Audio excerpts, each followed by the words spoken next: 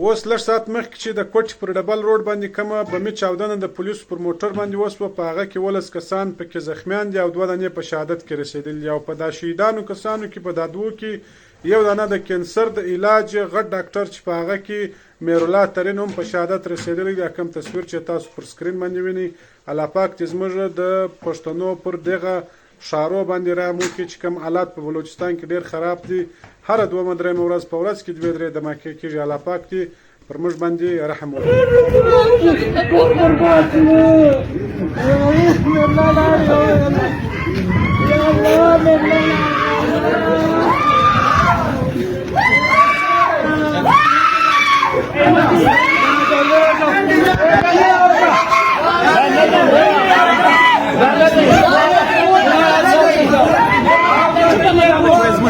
نه دی ورته هغه بل یو دی ورته هغه